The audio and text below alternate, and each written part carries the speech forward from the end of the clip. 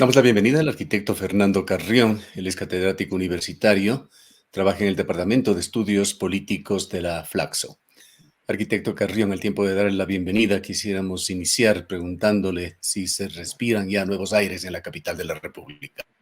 Sí, luego de 4 meses intensos de que el Consejo le destituyera al alcalde Yunda por 14 votos de 21, finalmente ha terminado este proceso altamente conflictivo, donde lo que se ha debatido no es la ciudad, sino que han debatido los artículos de distintos textos jurídicos en ámbitos institucionales de los jueces. La ciudad desapareció y todo se fue hacia el campo jurídico. Pero hoy día ya se cierra ese ciclo y esperamos que se pueda abrir uno nuevo, a pesar de que veo que las condiciones no son las más favorables. ¿Qué es lo que le preocupa a usted mayormente de la situación actual en Quito? ¿Cuál es el reto que tiene la nueva administración presidida por el nuevo alcalde Santiago Guarderas? A ver, yo sistematizando diría que hay dos ejes principales. Uno, el político, y aquí el problema principal va a ser cómo construir mayorías dentro del Consejo Municipal en un consejo que tiene 5 bloques. El día de ayer se posicionó el alcalde Guarderas frente a 11 concejales de 21, es decir, 10 no asistieron. ¿Qué mensaje es ese? Yo todavía no podría decir, pero sí me es absolutamente llamativo. Probablemente la próxima sesión de consejo que se convoque será para definir las comisiones, las 21 comisiones que tiene el Consejo Municipal. Y ahí veremos la correlación de fuerzas, pero por lo pronto me parece que ese ámbito de lo político está complicado. El segundo es el tema económico, y aquí viene el tema presupuestario. Este es un presupuesto que tiene muchos problemas de financiamiento porque no se han hecho las transferencias ni se ha entregado lo del IVA al municipio, y las transferencias del gobierno nacional al local, lo cual hace que se contraiga relativamente fuerte el presupuesto. Y aquí aparece otro elemento que se lleva muchos recursos, que es el modelo de gestión, que es más o menos del 25%. Entonces, yo creo que va a tener que revisar ese modelo de gestión para no solo ser más eficiente, sino también tener más recursos de inversión. Abordemos primero el tema político y luego iremos a lo económico. Estos 10 concejales que no asistieron se identificaban políticamente de alguna manera con Jorge Yunda. Yo supondría que sí. Ahora, cuando se plantea la destitución de Jorge Yunda en la sesión de consejo, fueron 14 los que votaron. En otras palabras, 7 que no votaron contra el alcalde Yunda. Pero ahora de esos 14 quedan 11, es decir, que 3 habrían desertado de ese sector. Yo creo que, bueno, habrá que ver ya cuando haya una convocatoria oficial de consejo para hacer un análisis, pero de todas maneras, lo que sí hay que decir es que Jorge Yunda y Santiago Guarderas provienen de la misma estructura política, del mismo partido, que es un partido de alquiler, que no ha sido capaz de poner un número importante de concejales, porque simplemente pusieron 3. 3 concejales pusieron en el consejo, y el bloque mayoritario fue al principio Compromiso Social con 9 y el segundo la Izquierda Democrática con 4. Habrá que ver qué es lo que están diciendo ellos, porque tampoco es que funcionan como bloques. El único que funciona como bloque realmente es Compromiso Social. El resto son más bien personas sueltas que se inscribieron en los partidos y ganaron las elecciones para el Consejo. En este mismo ámbito, ¿qué preocupaciones o reparos existen sobre Santiago Guarderas en lo político relacionado con su pasado? Por allí conocimos que se ha llamado a juicio al exgerente de la empresa de agua potable de Quito y a 3 personas más. Recordamos que una sobrina del hoy alcalde Guarderas estaba también involucrada en este caso, pero además, posiblemente de esto, ¿qué otros reparos existen?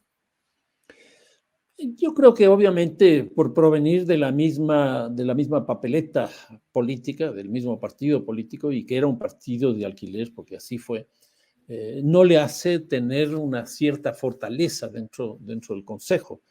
Y si además lo que se ve claramente es que ya no tiene una legitimidad importante, pues me parece que la cosa no va a ser fácil. Y yo creo que Bueno, Jorge Yunda probablemente hará dos acciones adicionales. La una interpelará esta decisión de la Corte Constitucional ante la Corte Interamericana de Justicia y veremos ahí qué pasa, que él siempre habló de eso, que tenía Un que agotar resultado todas las previsible, instancias. sin embargo, en cuanto a cuándo se dé, posiblemente en años.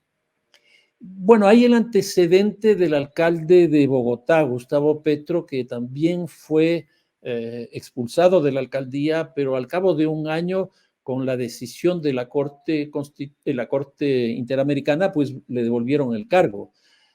Pues si eso ocurre aquí, tendría como 5 o 6 meses más para terminar su gestión. Entonces, esa es una acción. La otra que yo creo que durante estos 4 años, Jorge Yunda hizo un trabajo muy sostenido, sistemático, etcétera, en los barrios populares de Quito. Y esta es una cosa sintomática, porque, por ejemplo, el alcalde Roda salió de la alcaldía de Quito con 17% y Jorge Yunda con 37%. Entonces, Yunda tiene un peso todavía en la población y todavía tiene radios, tiene medios de comunicación. Y entonces habrá que ver qué es lo que ocurre en esos ámbitos. ¿Qué se puede decir en cuanto a soporte político, más allá de la composición del Consejo Municipal, de la gente de Quito con respecto al nuevo alcalde? A ver, yo tengo un dato no del nuevo alcalde, sino de todo el conflicto que hemos vivido, una encuesta que se hizo hace aproximadamente unos 20 días, un mes máximo, donde el 68% de la población de Quito no le interesaba lo que pasaba en el municipio. Ese es un dato terriblemente preocupante y revelador de la situación. Yo no sé si será que les preocupaba mucho más el empleo, mucho más el COVID, etcétera, etcétera, pero que no les interesaba lo que pasaba en el municipio. La interpretación que yo daría a esa situación, uno es que el municipio ha dejado de ser un aparato institucional que incide en la ciudad y por lo tanto el hecho de que no actúe no significa prácticamente nada. Que si eso es lamentable, porque no ha, o sea, grandes inversiones, grandes proyectos o pequeños, medianos proyectos, pues no existe. Y la otra cosa es todo el descrédito que estamos viviendo de la política. Incluso empezó a circular con mucha fuerza durante la crisis esta tesis de que se vayan todos. Y el que se vayan todos era los alcaldes, vicealcaldes, concejales, porque ya no se sentía representada la ciudad en esa institucionalidad. Ahora, el caso de Guardera sale de ese contexto. Entonces, sale de ese contexto que tiene estos problemas de legitimidad. Habrá que ver si es que él tiene la capacidad de construir un liderazgo. Yo no le he sentido con un discurso relativamente importante, pero habrá que ver si es que con un discurso puede él recuperar algo de liderazgo, algo de presencia personal de él y presencia institucional del municipio. Vayamos ya a lo que Quito aspira de esta nueva alcaldía. Y es necesario, sin duda, partir de esa línea base que al mismo tiempo es el final de la alcaldía de Yunda. ¿Cómo está recibiendo el alcalde Guarderas al municipio de Quito? Bueno, en términos de, qué sé yo, del presupuesto, con muchos problemas, como decía hace un momento, es un presupuesto que no tiene un financiamiento importante porque gran parte se le va en el metro, por un lado, en segundo lugar, en el gasto corriente y en tercer lugar, recursos que no han llegado. Entonces, ahí hay un problema real en términos presupuestarios.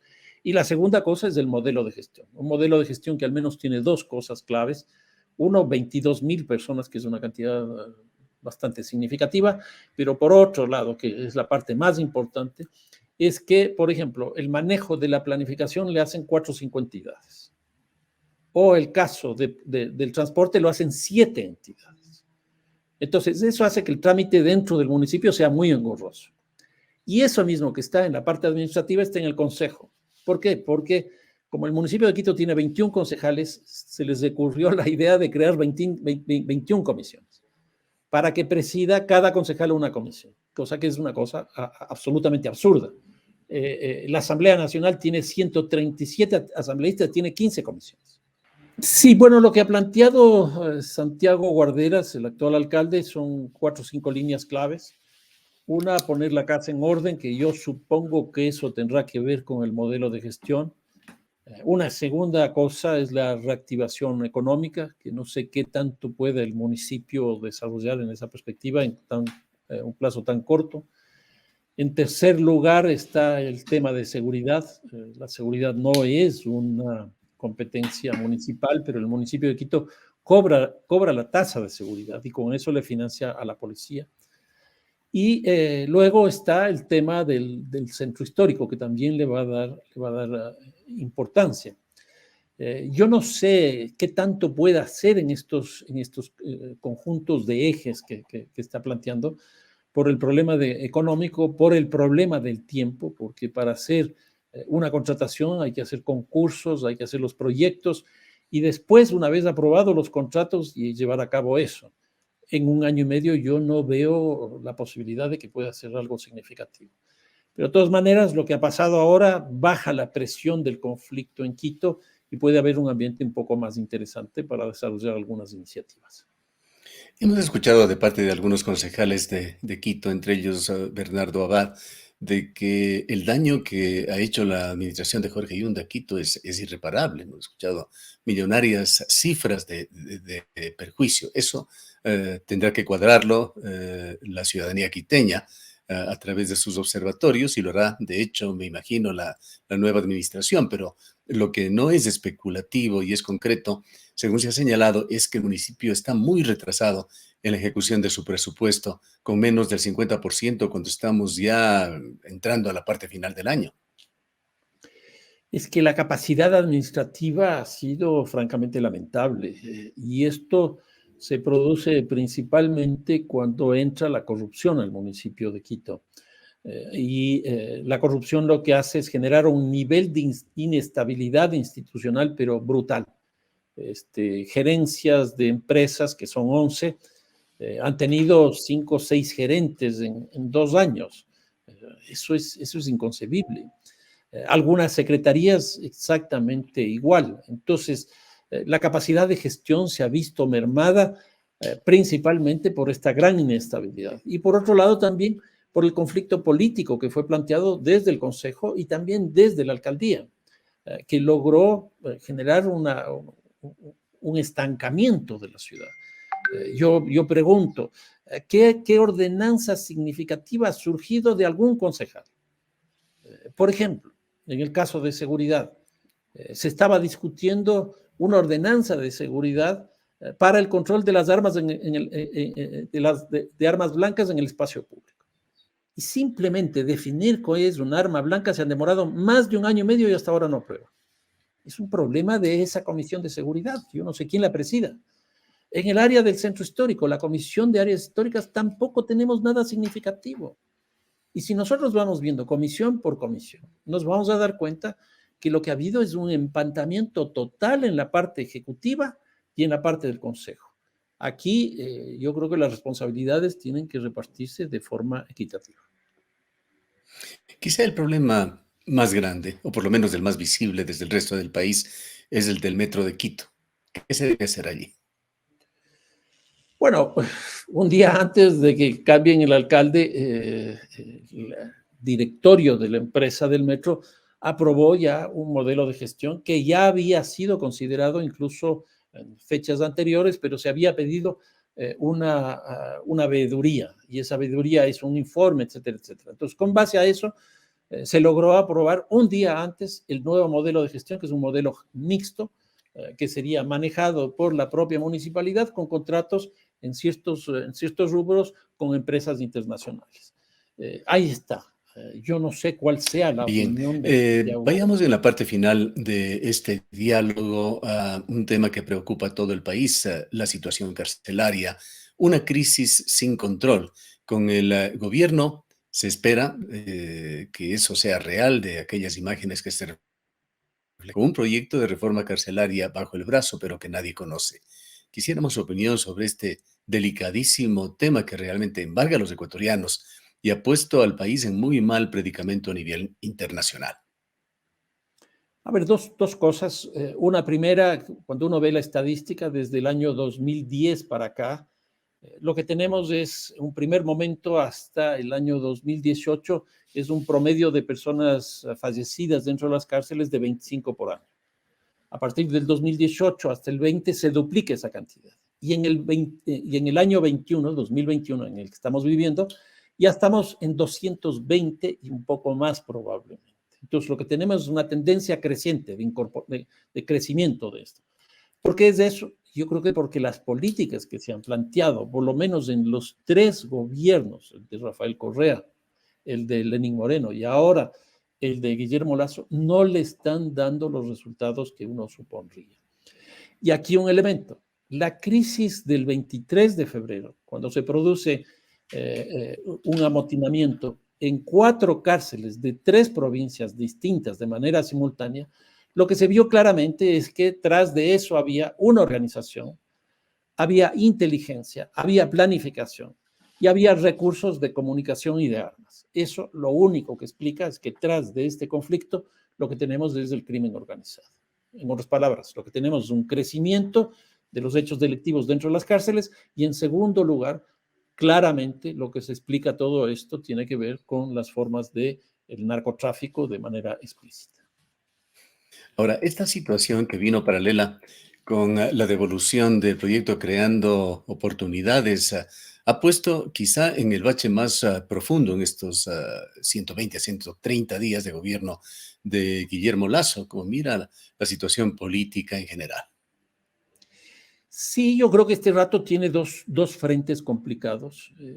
Me parece que los primeros 100 días fueron un éxito y que ese momento quiso producir un quiebre hacia un poco la filosofía que él tiene del desarrollo del país. Y para eso introdujo 3 elementos. 1, el presupuesto; 2, el plan de desarrollo; y 3, la ley creando oportunidades. Ahora, esos 3 llegaron al Congreso, a la Asamblea, perdón. El presupuesto ha seguido su trámite.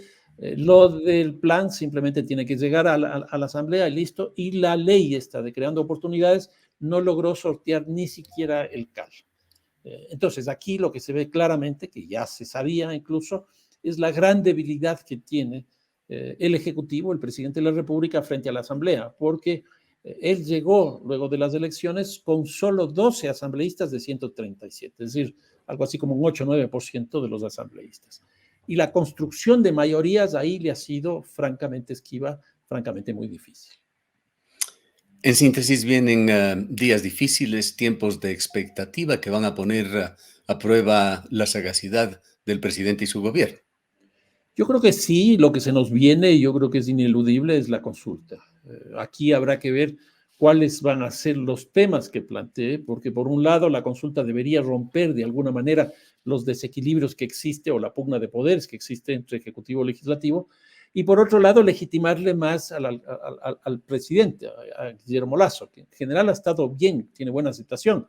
Según un par de encuestas que he visto, está con 73, 74%, pero me imagino que ahora con el conflicto de la ley creando oportunidades y con el conflicto de la cárcel, probablemente, si no cayó ya, caerá pues relativamente pronto. Entonces sí, se nos vienen, yo creo que días difíciles, claro que sí. Bien. Queremos agradecerle por habernos acompañado. No, muchísimas gracias. Declaraciones del arquitecto Fernando Carrión, catedrático y miembro del Departamento de Estudios Políticos de la Flaxo. Nos vamos a una breve pausa.